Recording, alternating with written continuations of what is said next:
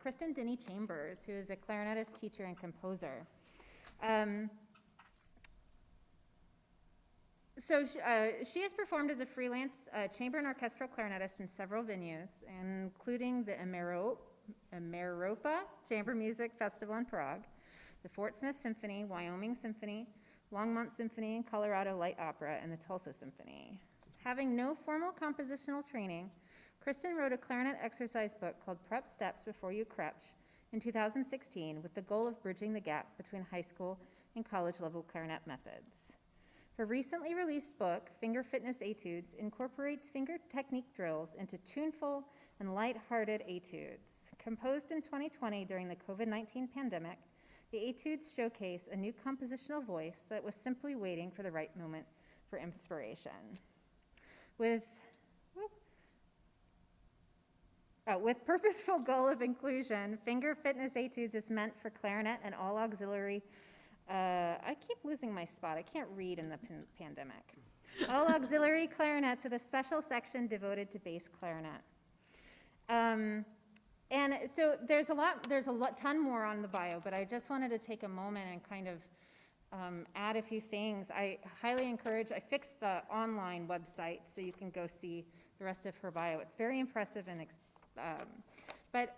this is actually the first time I'm meeting Dr. Denny-Chambers in person, face-to-face, let's say. Yeah. And I think probably for me, one of the most challenging things as a teacher is being able to find repertoire that matches the ability level and pushes my students. Yeah. And so when this book came out, The Finger Fitness Etude, I don't think we had ever crossed paths, and I just was like, what? Stop the presses. Because one of the things that I really have a hard time with is finding music that bridges the gap between intermediate and advanced. Yeah. And something that I found, so after this came out, some of us purchased it, and this is going to sound like an ad, but she doesn't know that I'm about to say all this. But it was so much more than I thought I could have ever dreamed it to be. It's received rave reviews, but I think one of the things that is really impressive is it's even for advanced students because there's so much musicality, and I can really teach music structures and phrase structures and how they interact with each other. So these are just a gem of a book. And so immediately I was like, I want to know her now. So I'm just so excited that you're here. So thanks for coming. Of course. Thank you. So our first performer is, those who have been here before, this is Sam. You know him.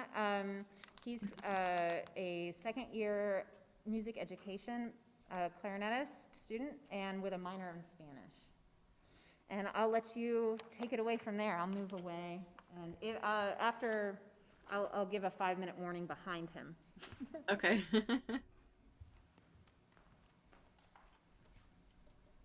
you want me to just start playing? Yeah, whenever you're ready, go for it. Okay. I'm trying to, all I see is myself. Let me see if I can get that back. Oh. Well, I see myself and I see the music, but I don't see you anymore. Let me see here.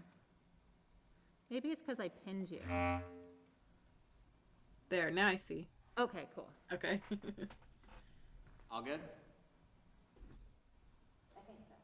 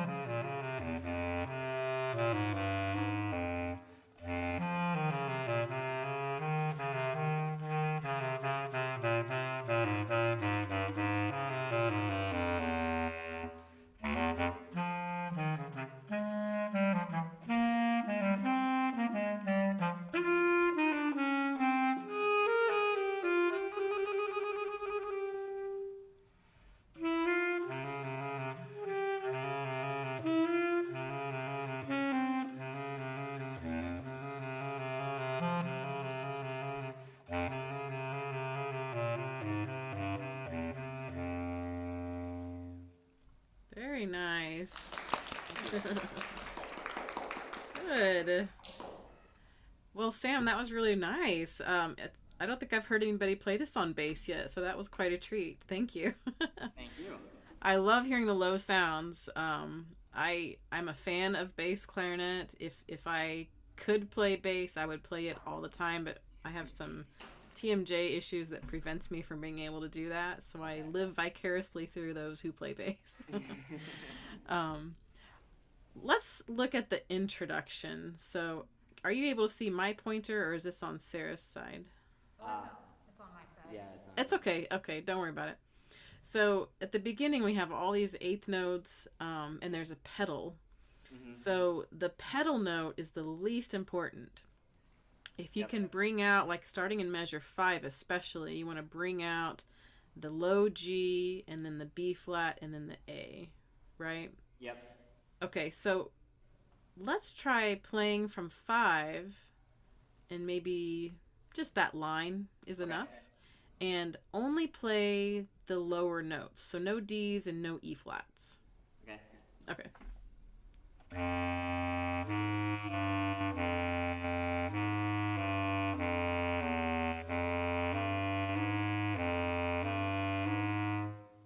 Very good. Okay. So that's what we really want to hear, right? Yep. So try it again now with the pedals in there and almost ghost those. You know, like you're going to play the lower notes piano, but maybe the pedal tones you'll do like pianissimo. Okay. Okay.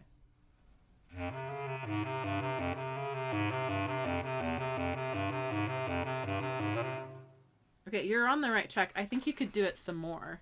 Okay. I think especially in measure 7, the Ds want to pop out a little bit more. So really, let's try to make those more delicate. You want to try it again?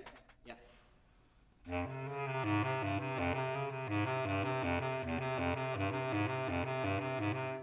Yeah, that's a lot better. Good.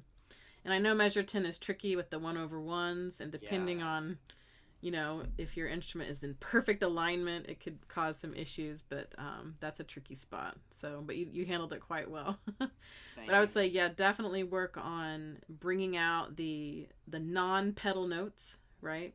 Mm-hmm. And see if you can do a more quiet, intimate sound when it is piano.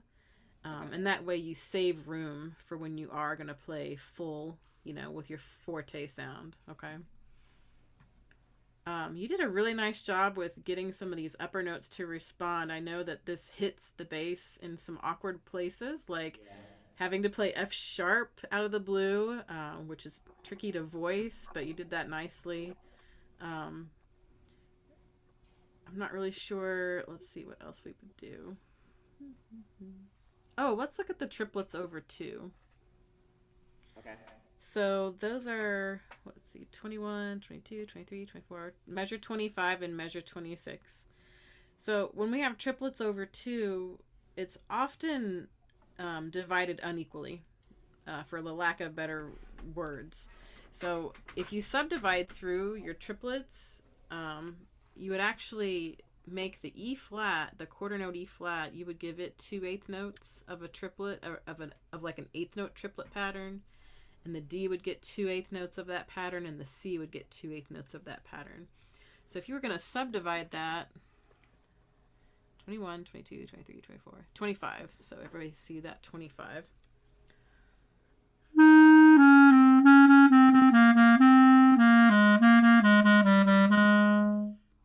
If you can really get a good sense of feeling a regular triplet, you know, on a big beat, then when you do the triplet over 2, you can subdivide that and then maybe make the first note bigger as you do that, and then you start to hear how they jump out.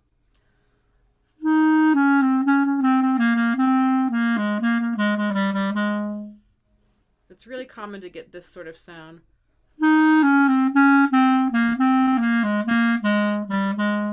And that's not really quite a triplet, right? So we really want that to be divided equally.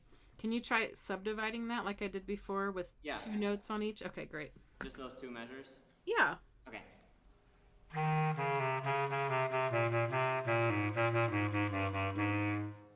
Yeah, the second one was better. Yeah.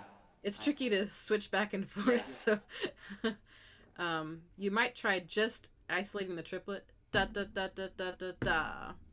Da da da da da da da.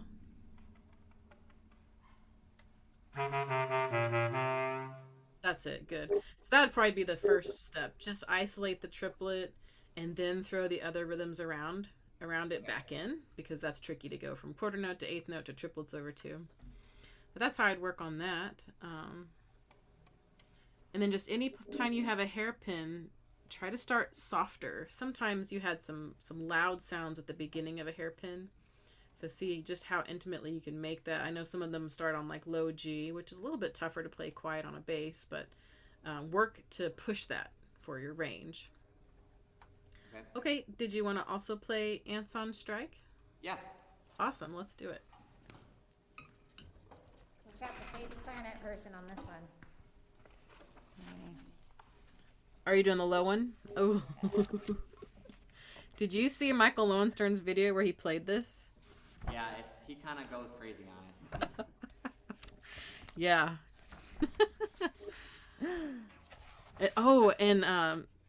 Do you guys know Sarah Watts? Are you familiar with Sarah Watts? Yeah. So she played, if you're in the Clarinet Playground group, she played this on Contra.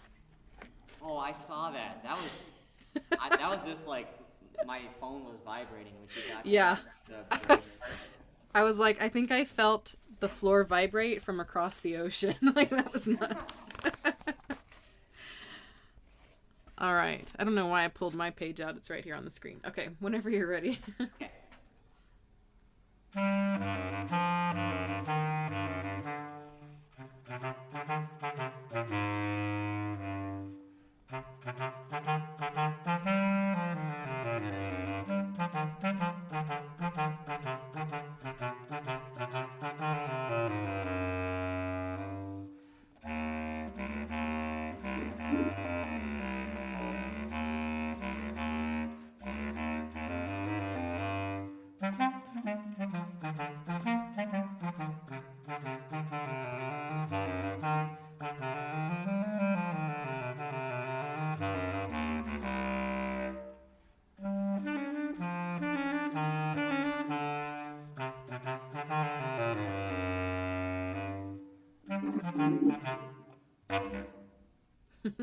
Nice. You really captured the style. Very good. Oh, yes. Very good at capturing the style of the piece. I liked how you treated the accents. That was really good. I think there's some tricky spots in here that you hit some spots that usually trick me, but you played them very, very well. Like the end of the second line and the end of the third line, when you have these downward eighth note sequences, it's real easy to get kind of hung up in there. Yeah. So I would work on those measures to make sure they feel really comfortable and confident going to the next downbeat. Let's see. And then in the section, let's see, 25, 26, 27, 28, where it's marked mezzo piano, and you have this other accented area. You can play around with different groupings. I think Michael Lowenstern added a slur somewhere in there. I think he did it like this.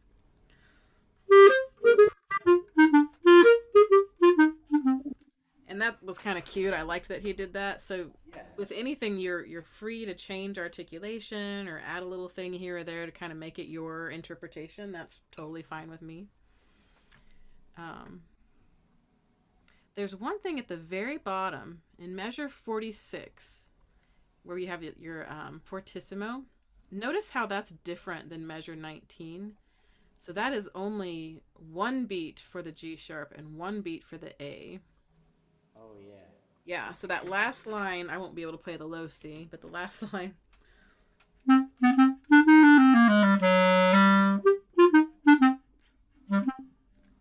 Right. Gotcha. You want to try just that last line again? Yeah. Okay.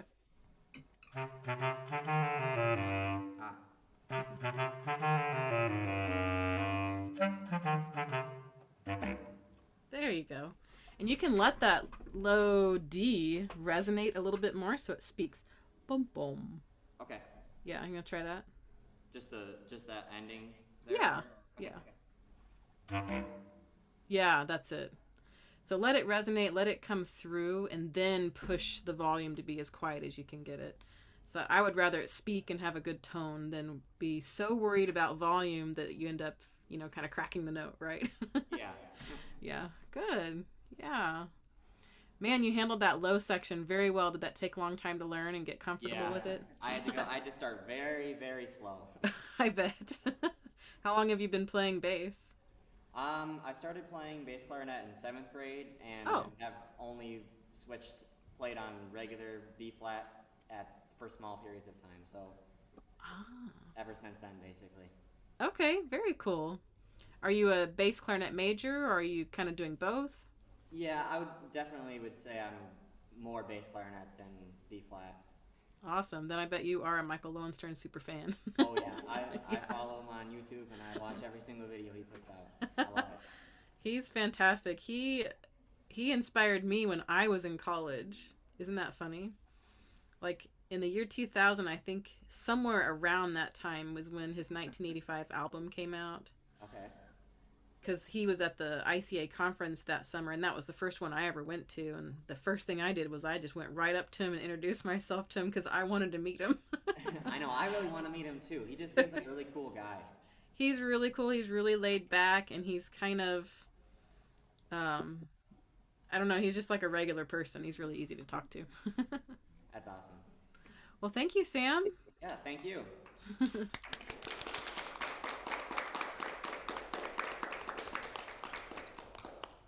Who would like to go next? Haley, okay? I can go. Okay. Haley, are you okay going last? Oh. Okay, cool. All right. What would you like to start with? And do you want to stand? I can stand or sit. I can do either. You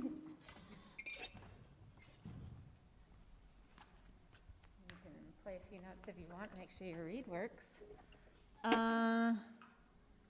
And what would you like to start with? I'll start with Proceed with Caution. Proceed with caution. Ooh. Okay, so MK is actually originally from just about 30 minutes from here. And they are a BA in music with a double major in media studies. Yes. Oh, wow. Okay. This is your second year here. All right, so I love this piece. What is media studies? Is that like film?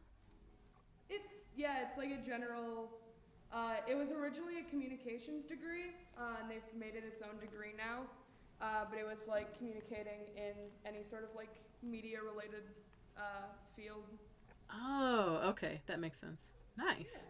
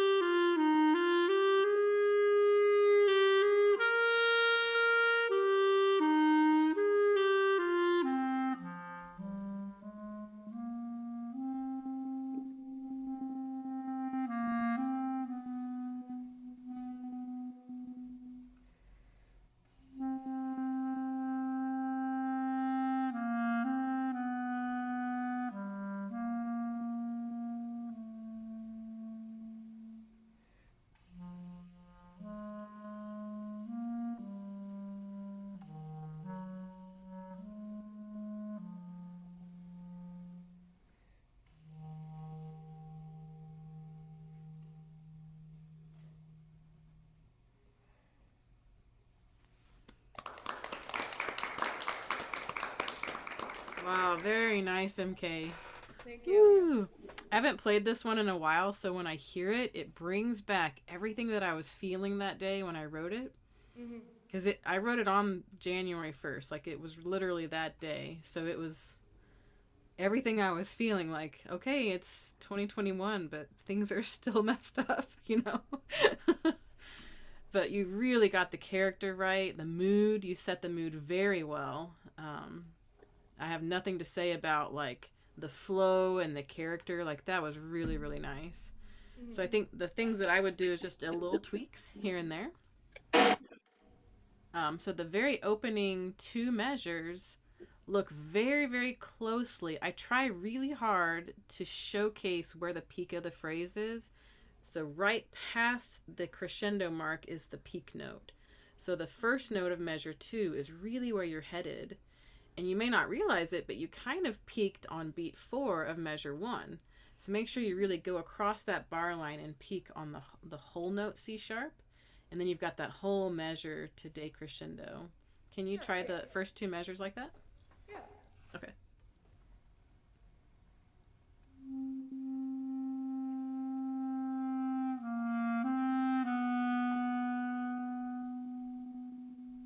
There, that's good. It's a subtle change, but it makes a big difference. Okay. Yeah. Very nice. Let's see. The other things I jotted down, something that everybody always has to work on the clarinet, and that is making our break as smooth as possible. So I have this little exercise that I do called the B surprise. So we'll do this B surprise, and everybody in the room can do it if you want to, and everybody watching. When we play a B natural across the break, it's I think the most resistant note on the clarinet. At least that's how it feels to me. It's the most resistant. It's the longest. It uses the entire tube. Everything is closed. So if you've noticed, playing staccato at a really soft level is very hard on a B natural, right? Because it's a very long fingering. It's very resistant. So if we can get our air to really be supportive of the B, then the notes that are around the break are going to get clearer. And then we don't have that like jump, like, oh, there's a register note, and oh, now we're in a throat tone. So we want to try to make that match as much as possible. Mhm. So I'll do a B, and I like to do my right side B, because what I'm going to do is just let go of my top hand and then come right back. So I'm going to play B, open G, back to B, and as much as you can surprise yourself, which is tricky because you know when you're doing things, you just kind of surprise yourself as much as you can, mess with the rhythm, almost pretend like you're trying to play a B and someone keeps grabbing your hand away and you're like, no, I want to stay on a B. And that way your voicing stays B even when you're playing the open G. So I'll play a little bit. You can try it.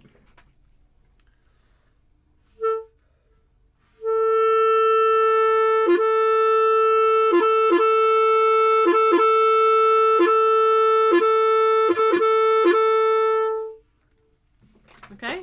You want to humor us and try that?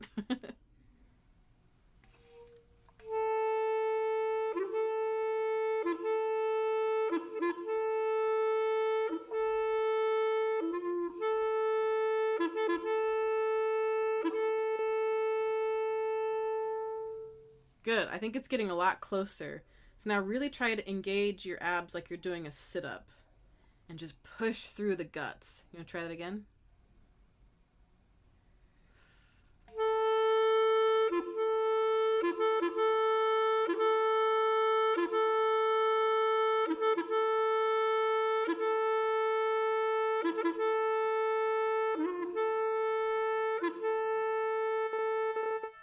Good. That's getting smoother. Okay. So that's a really good exercise to just kind of get your break ready for the day. And then I expand on it.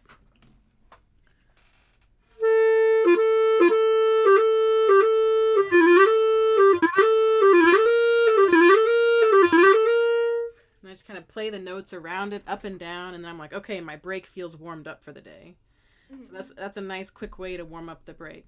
So now let's think about how we can apply this here. So in the second line in measure 6, 7, 8, 9, we really have our first appearance where you have to go down and then back up across the break. So if you think about applying this exercise, I would say C sharp down to A and then back to C sharp.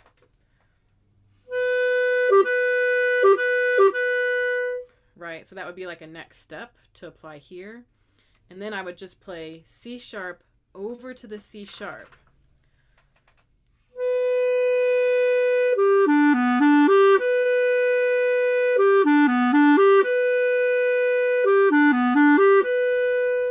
And try to get that to match as much as possible.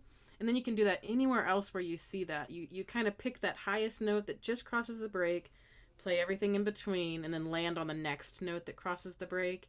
Then you can really focus on how your air is working in that measure in between those little posts where you have to like make it again across the break and hide your break. Okay? Mm. So now that you've done the B surprise, maybe play it one more time, and then just try here at measure 8 and focus on the air from the guts. And you can play forte if you want. That way you can just really, rely on your air to do a lot of that work for you. Sure, so start from the beginning and then play it there? You can start at 8, and if you want, you can do C sharp A as your warm-up.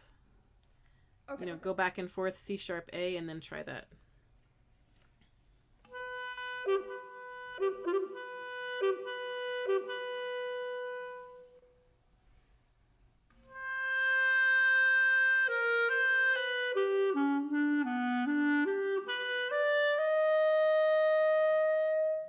Okay, it's already better. So I would really use that exercise to help with that for sure. Okay. Yeah. I think the only thing I would say, you created such a beautiful warm sound throughout this whole piece, but at measure 21 it got a little bit spread. So when we have that low G and your mezzo forte, try to keep control of your sound there. Even think of a higher voicing, and think maybe less loud, but just projecting is a better word than thinking loud, right? So just project, have a lot of warmth and control on that low G. You want to try that at 21?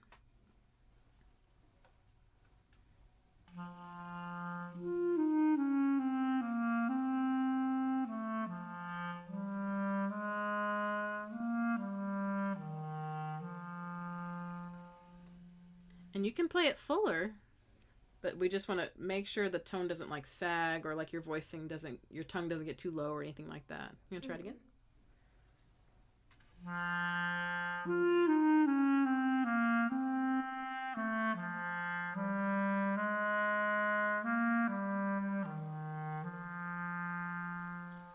There. I think everything around it sounded really good except for the very first note, that low G. It's so easy for that note to spread. You can think about D with, add the register key. And think about how you voice that note. And then play low G in the same way as if you're about to play a high D. So try D a couple times and then try the low G.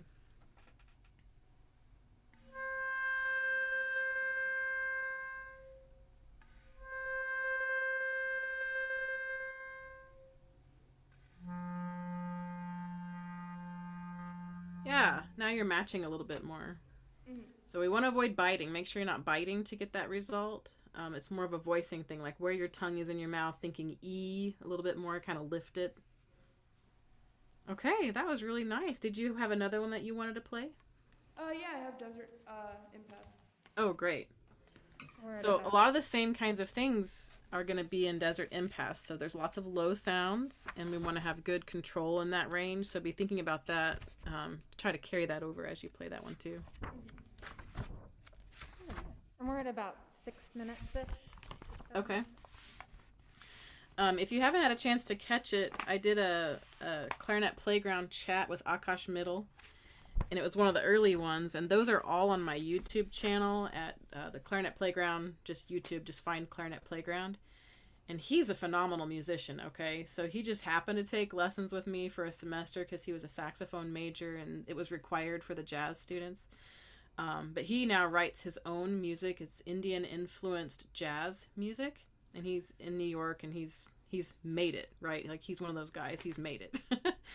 But we did a chat on this, and then he did a whole segment on improvising based on Indian influenced music, and it was just mind blowing. So if you have a chance, I would watch that for sure. All right, whenever you're ready.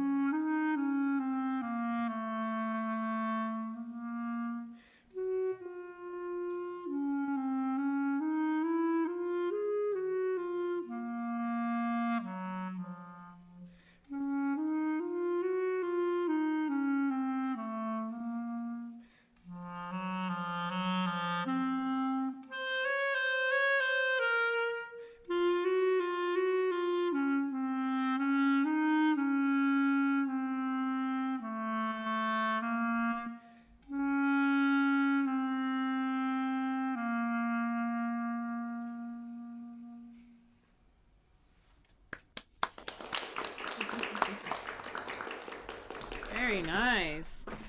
I love this when I hear different people play this one, because everybody has totally different tempos and I never know what I'm going to get. So it's kind of neat to hear. I love this slow, like almost sad version, just like you're trudging through the desert. You know, I could just feel that sort of sense of you're out of water, the sun is beating down on you. Like that was a great interpretation, and you already did some little embellishments, so I really liked that. Very nice. Thank you. Yeah. Similar to what we were talking about with phrasing with the other one, and of course you can change phrasing, but if you're going by the page, really watch, like measure 3 is the peak, and that whole measure is the peak measure. So it's tempting to kind of turn these into 2-bar phrases, which I've done, you know, and you can do that if that's your choice too. But if you're trying to do what's on the page, really let that carry over all the way to measure 3 and then back down. You want to try just the first 4 measures with that idea? Sure. Okay.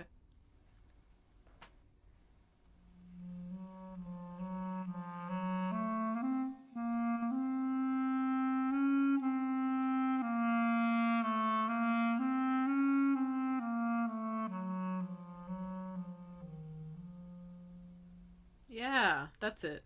Very good. Thank you. Now it's interesting. You had excellent control of your low sounds this time around, and where I heard things start to kind of get out of sort of, you know, start to spread a little bit was around measure 18 and 19. So that was in the upper range of the instrument, where before it was control in the lower range. So keep control over there. It got a little bit spread, and it's easy for that to happen. I'm totally unfamiliar with what your setup is and what the expectations are there, but what I'm hearing sounds like a reed that might be a little too thin. Would you agree with that? It might be. Okay. And then I would be remiss if I did not mention one little thing about this, but I'm hearing a little bit of a delay after you articulate. Like I hear an articulation and then I hear your sound come through. So I myself had tons of articulation issues before I went to college, so I feel like I've been in the trenches of trying to fix a lot of things. Is your tongue actually touching the reed when you tongue? I'm not sure. We're also working on it. Okay. That's been my assignment this semester, has been relearning how to tongue. Okay. And I have been there. All through high school, I was tonguing on the roof of my mouth. So when I went to college, I had to like take 5 steps backwards to start all over again with articulation. Okay. Well, since you're working on it, I won't say anything, but yeah, we don't want to make sure that's addressed because I say this to everybody that has any articulation or any fundamental thing that they're struggling with. You're only going to be able to go so far with that technique. So you have to come back in order to refine it, and then you'll be able to really go far with it. And you're in the perfect situation. I mean, you're in college. You have like probably not very many responsibilities, hopefully. So you have this time to devote, right? Yeah. Hopefully. I mean, I have kids now, but I didn't have kids in college. I can't imagine. But devote that time and be patient with yourself, and it'll really work. Okay, it only took me about 4 or 5 months to completely switch over. So the way I did it is just I had isolated practice where I isolated that, and then I was in survival mode when you have to be, because like ensembles and other things, right? So when you're in survival mode, you got to just do what you got to do. But when you're really focused on it, you do it. And then when you're playing something maybe slow in an ensemble or something that's easier, try to sprinkle it in from time to time, like, oh, here's a chance I could like work on my tonguing here because the notes aren't too hard or the range isn't too hard or whatever. And then it slowly crosses over. But very nice job. Thank you so much for playing. Thank you.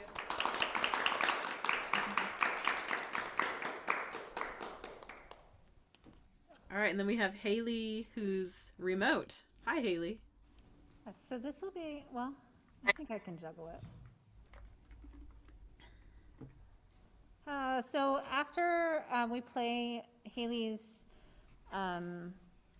performance, you have your clarinet at the ready, right? Okay, great. Then you can work on anything you'd like. What would you like to start with, Haley? We'll start with First Flight. Okay. Oh, that's right. We're hearing a recording. Okay. Let me share one more time so I can make sure that I shared my sound. Oh, okay. Okay, I did it. All right, here we go.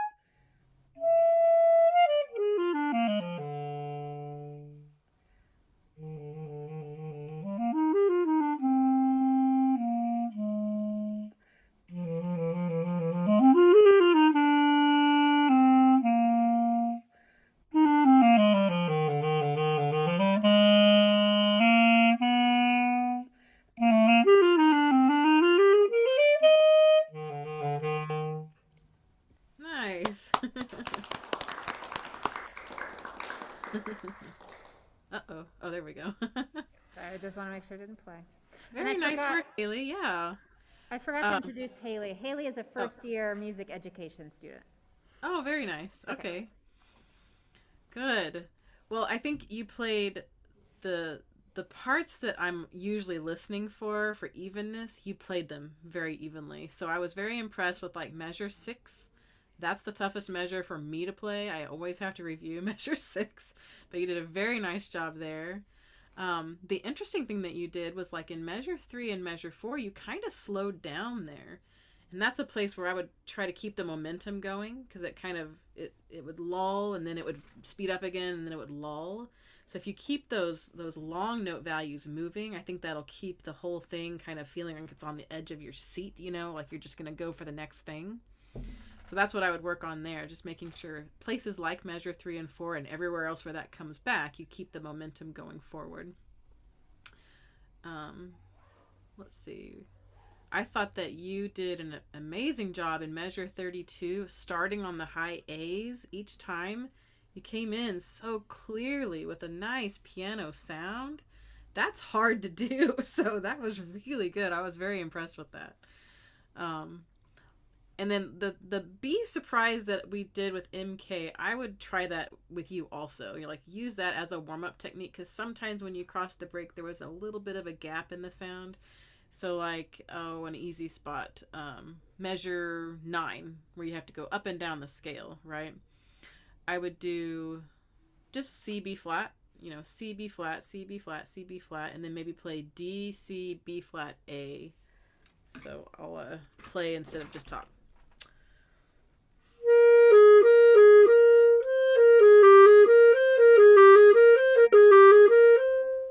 And just listen for that to be as uniform as it possibly can.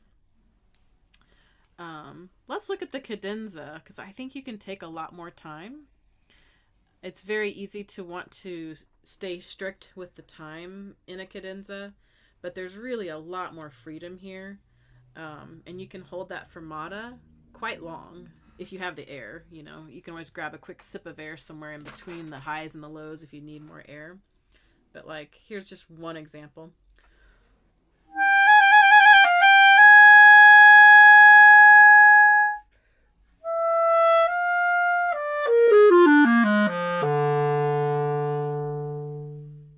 So take your time, make sure all the notes come through and you're comfortable with it. There's really no sense in rushing, because the whole rest of the etude is fast, right? Do you want to try the cadenza? Yeah. Okay.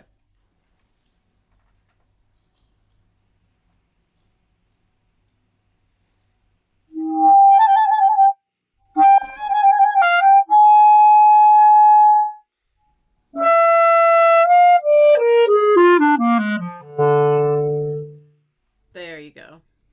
So I would say rhythms and cadenzas are just sort of like a way of organizing the notes.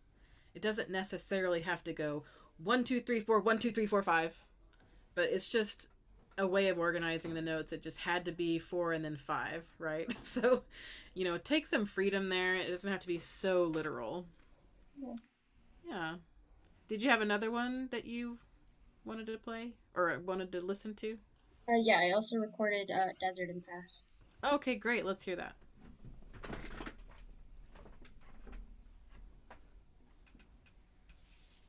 Since we've seen the music, I'm going to leave it on Haley so we can see her Okay. face. That's Sure. okay.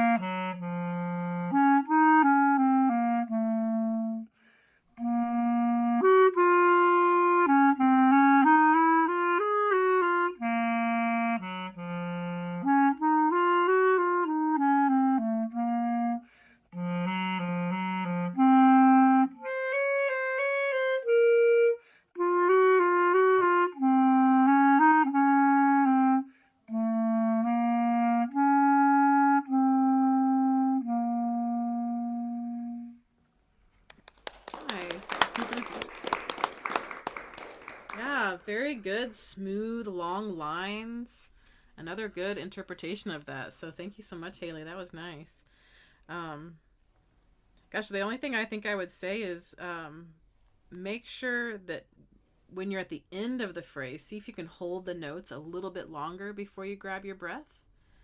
Because I put tenutos on a lot of those so that you can take some more time. And if you pick up the tempo, like if running out of air is an issue, you can pick up the tempo a little bit, and then you have more time to be flexible at the ends of the phrases. So, of course, everybody's tempo is different, but this is how it felt to me. So I'll play my tempo.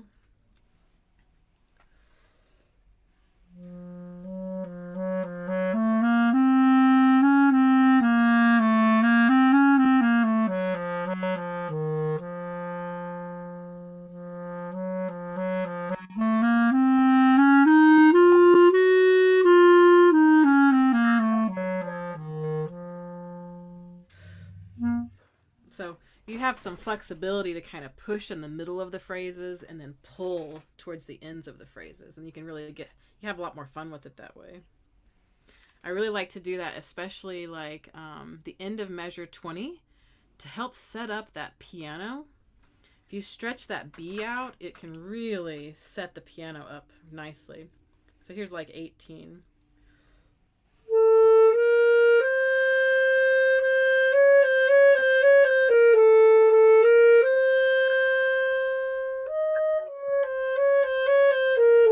And then you kind of take off again. So there's a lot of opportunities for rubato with this, so you can really experiment with that and just kind of, access your inner desert person, to try to get that character to come through. But very nice, Haley. Thank you.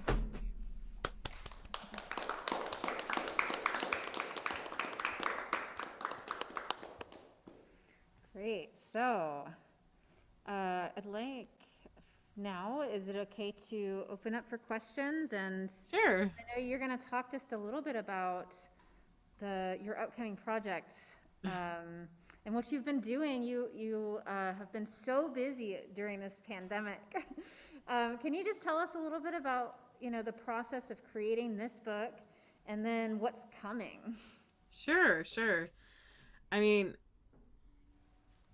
the pandemic hit, and I have to be honest, I just thought the world was coming to an end. I mean, I was just like, this is it. Like, okay, like The Walking Dead, we're all just going to be scrambling for groceries and doing the best we can. Like, I really thought worst case scenario. Thank goodness it didn't get that bad.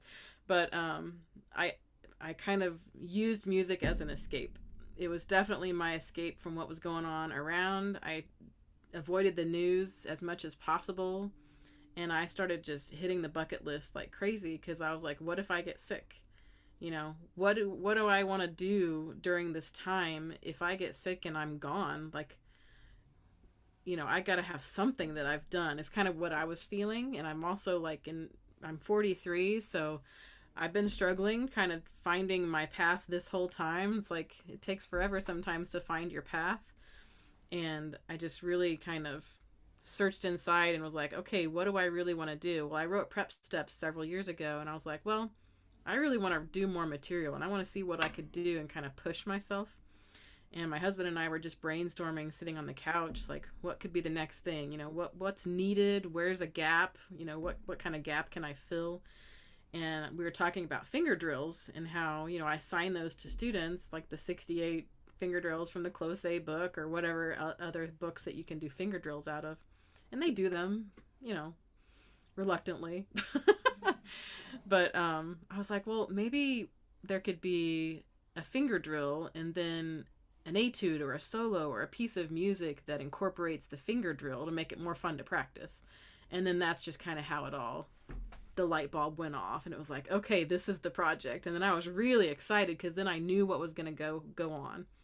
And so my process is I pick the finger drill and I write it at the top of the page, and then I just sit there and noodle with the finger drill, and I kind of take it up high, take it down low, take it different places, and then a melody just kind of starts to reveal itself.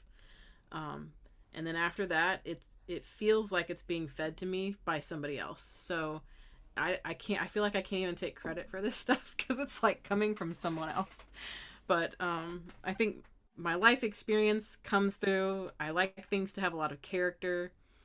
Different pieces of music have influenced me in certain ways, so of course that kind of stuff will pop in through my subconscious, I think. And then every now and then I'll say like, okay, I want something kind of clownish, and then something clownish comes through. So it's really a strange process, and sometimes I'm like really in the mode. Like this past weekend I was telling Sarah I wrote 8 etudes. It was just like I couldn't write it fast enough. I was just in here like all day on Easter almost. Like we had 2 hours where we went to my dad's house, but the rest of the day I was just in here writing and writing and writing. But that's kind of the process. And I do have an etude that I'm happy to share from the new book if you guys would like to see a preview. Yes, please. Would I be able to play it and share the music on the screen? Is that something I could do? Yes, I think so. Okay. Let's experiment. Well, we're all in this together. So if you'll share your desktop, as long as, and then make sure you shared the sound. I did. Okay, perfect. So you'll play it and then switch over to the music, I think, if you can toggle between the two. Okay.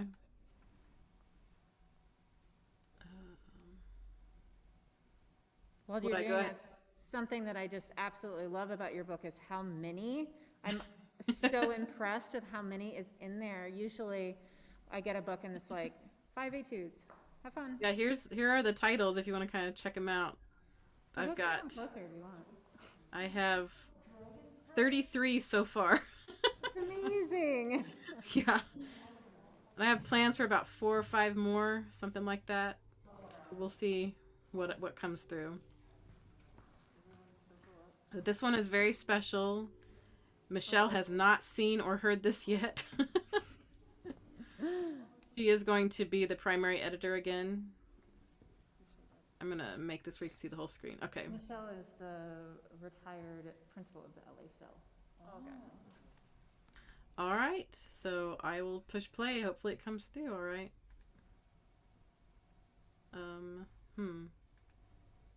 It's not letting me play it. Yeah, double click on that. There we go.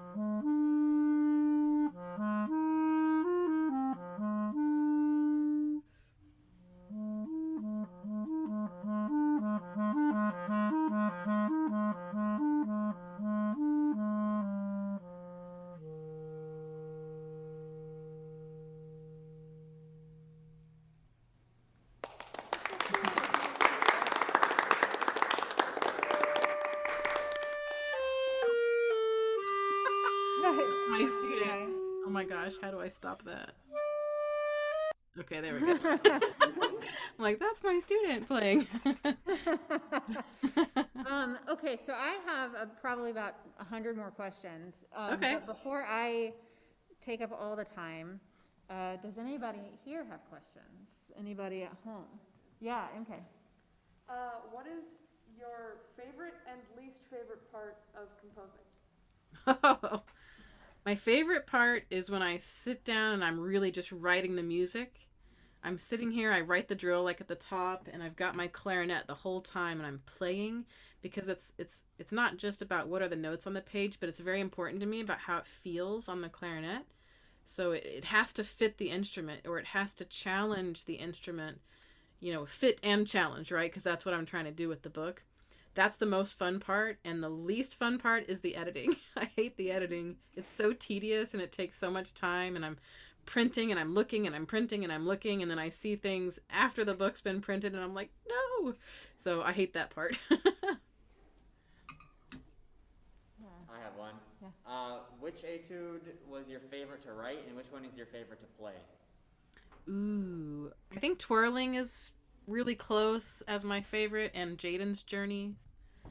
But Twirling is probably my most favorite, and if you've seen any of my videos and you've watched like the ending and you see the animated logo, the very end of Twirling is the animated logo, or it's the music for the animated logo, so that's, it's kind of like the signature, so I kind of like that one the best out of the book. Awesome. Nice. Someone has their hand up Oh, yeah. Amy. Hi. My question is, I'm currently writing a duet with my friend, so it's clarinet and piano. It's very basic, but we're trying to do something different, as switching up the movements and having some different ideas. So my question is, we're kind of stuck right now. Oh no. We have like this block, and I was wondering if you like have any recommendations that For when can you're help stuck, us. you don't have any ideas? Yeah. Ah. Well, all I can do is give you an example of what happened with me. This past week, I think it was last Monday, I was writing and it felt forced. Like it didn't feel right. And so I decided to take a break until Friday. I was like, okay, I'm not going to write anything new until Friday. I'm going to just take a little break from that. I'm just going to edit the things that I have right now and make good use of my time in other ways. And then it gave myself that break to come back with kind of a fresh perspective and a fresh attitude when I started on Friday. And then I had one of the most productive weekends I've had ever. I wrote eight etudes this past weekend. So you might just need to step away, maybe listen to some old favorites. It doesn't have to be classical. I listen to a lot of popular music, and sometimes just kind of going back to the reason why you love music will kind of help to spark that inspiration again. Oh, okay. Thank you. Sure. Other questions? So I have a question about branding yourself. Sure. So how do you do it? What was your, what did you came up with a brand, and now you're kind of living your brand. If one of them decided, I'm going to write my own etude book, I'm going to brand myself, what do they do, and how do you manage it? I have a whole presentation on that. So if you ever wanted Can we to have you invite, back? yeah, if you want to invite me back, I've got a PowerPoint and everything. But the Cliff Notes version is basically I had a product, okay? And the product was the Etude book. And that's about 5% of the work. So if you're familiar with Sunny Lee, she's based in New York, and she did a talk with Clarinet Connections. I think it was the first online event during the pandemic. And I was in the middle of editing Finger Fitness, and I watched that, and she talked about branding yourself and creating a presence on social media and all these things that you can do and all these tools that you can use. And I was like, oh man, I've got a lot of work to do. And I immediately reached out to her and I sent her a few sample pages, and I was like, this is what I'm working on, but here's my website, and these are the things that I obviously need to do something different, because the first book, it sold, but I didn't really have a vision for everything. And then I was really busy. I had kids, so that kind of changed things for me. But reaching out to her and her helping me, she was like, okay, you need a better website. You need a brand. You need something to kind of bring it all together. You need a mission statement. Like, there was just all these things that I needed to do. So I kind of had to stop dead in my tracks and spend about 3 or 4 months developing the brand. And that is a really long process, but man, it was well worth it, because now I can come back to all those plans that I made and like my mission statement. I come back to that mission statement all the time and like, am I still hitting my mission? Yes. Or if I'm not, do I need to tweak the mission, or do I need to stop what I'm doing and make sure I'm back on my mission? So that mission statement helps a lot. If there are any entrepreneurship classes or music entrepreneurship, it doesn't even have to be music, just any kind of career building or entrepreneurship class that you could take it, because that will help kind of get things at least jogging in your brain, like, oh, it's more than just making a product. A product is nothing. Everybody's got a product. You've got to figure out how to market it, how to get it into the hands of people, and make sure your product is something that people actually want or need. It's real tempting to, I'm going to record the Mozart clarinet concerto, but how many people have done that, right? What's going to be special about your recording? So I wouldn't knock that. Well, maybe you have like a low extension and you're going to play a really cool version. Then that makes it unique. But whatever you're going to spend all your time on creating, it's got to be something that's going to be either unique to what's already out there or totally different. Because otherwise it just becomes white noise. Yeah. I have, I think, 2 more, but one of my questions left my brain. The other question I had is, one of the things I really love about your kind of brand is that you've created these spaces online that are extraordinarily positive and supportive, which is rare. Like, I've seen people get in fights over, bumblebees and wildflowers. So what were some of the ways, how did you approach creating that atmosphere, and what are some of the challenges that you've found trying to create such a positive, supportive space? That was like a total accident. Okay. I took a break from the clarinet a couple of years ago. I had my wisdom teeth finally taken out at like age 41 or something, and they were heavily impacted. It was a major surgery. They removed a ton of jawbone, and then a few months later I had to have some other teeth extracted. Now I've got a bridge. So I had this year of just nightmares in my mouth where I could not play the clarinet. And I started to worry that I wasn't going to be able to play again. So I started to think about, other career options, like I was at that point, which was kind of sad. But when I healed up and I was able to play again, I was really out of shape, and I needed to have something to kind of keep me motivated.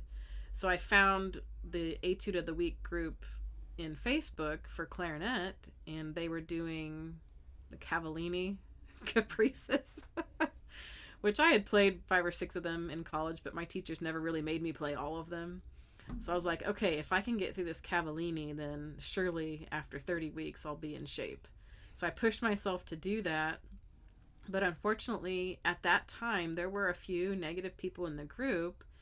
And, when you're trying to do something and get back into shape, you really need positivity. And there was just a little bit of negativity. It's no longer there in that group, so rest easy. But I decided that I was looking for an amateur group for clarinet, because there's an amateur group for flute, which I was a part of because I play a little bit of flute. And I kept looking and looking, and there was no amateur group for clarinet, so I created it.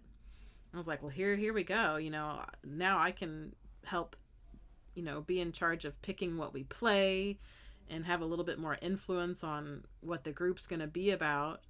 And, my expectation is just that no matter what, you just have to be nice, So if you hear something that you don't like and all you can think of are negative comments, just go on and listen to the next person. You don't have to write them down. It's okay to think them, but you don't need to write them down, right? So I try to think of it like you never know what kind of day someone's having or what kind of support that they need. And if you just giving them a thumbs up and saying, good job, you showed up today, if that makes their day, it's like, especially during the pandemic, like we need something like that. So it just kind of started by accident, and then it's grown crazy. And now I have the Clarinet Playground group where we're playing through finger fitness. So if you like the book, jump into that group too, and you can hear lots of different people playing, and you can hear the chats. I talk to the students that the Etudes are dedicated to on Sundays. So that's kind of a nice little treat. We talk about why it was dedicated to them, and then we also talk about a few things to look out for when you're practicing the piece. Yeah, I love the group. I'm kind of a quiet lurker, but it's my favorite thing to see that comes in my Facebook timeline. Oh, that's cool. And I remember I had one more question. I'm sorry, everyone. If you want to sit, you can. I made them come up here and stand. Oh, that's funny. So I'm going to be a little vulnerable here. One of the things, one of my own resolutions in the last pandemic was that I was going to start putting myself out there a little bit more. And I have found that it is very stressful to put yourself out there. And I'm so glad that I do it. I'm so glad that I'm doing the projects that I'm electing to do. But my question for you is, you've put yourself out there in a kind of a major way, on many levels. Does it affect you? Does it make you anxious? And what are some of your coping skills when you take risks like show the world your compositions? Yeah, so when I started with the Cavallini and the other Etude group, there was a lot of anxiety associated with that. I've dealt with performance anxiety anyways throughout from the very first note that I played on the clarinet. I always had a little bit of anxiety when I had to play for people or play in front of people. And I've dealt with it, and it is true that it's easier the more you do it. That is a fact. The more you do it, the easier it gets, because you get to a point to where if you're performing every day, you just don't have time to be anxious about it. Your body cannot take that. So the more you do it, the easier it gets. And that's kind of how it worked with recording myself and putting myself once a week on Facebook. I absolutely hated it at first. I was like, oh man, if my old teachers are hearing these recordings, they're going to be like, what happened? So, but it was a way of documenting my progress too, because it's like, it kept me accountable, and the group was supportive, and I made it all the way through the book, which was a huge accomplishment.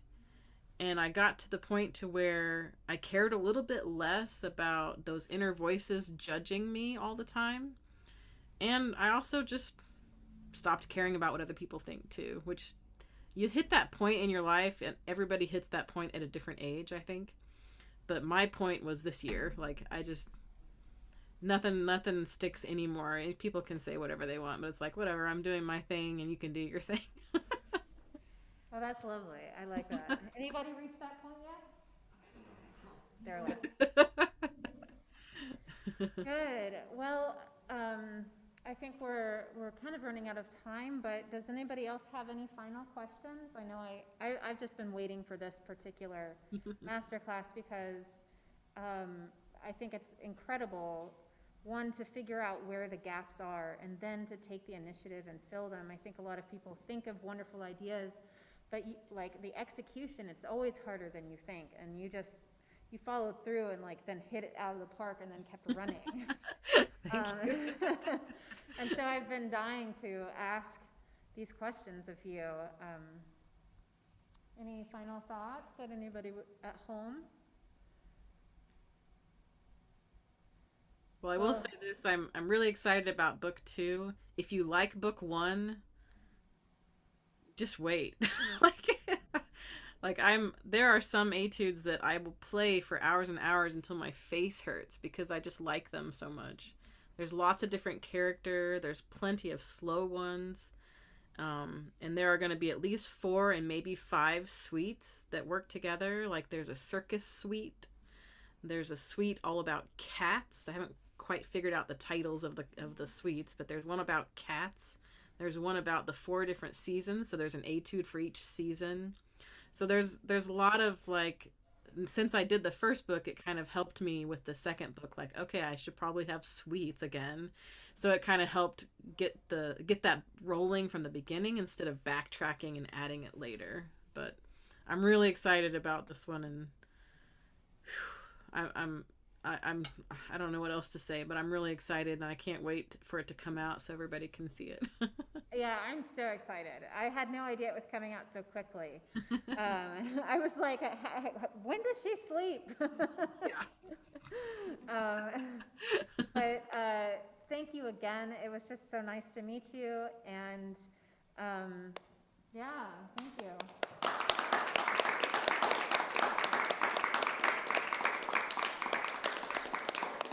Yeah, Thank you so much for everyone. having me. That was nice. Yeah, good. I'm gonna stop recording.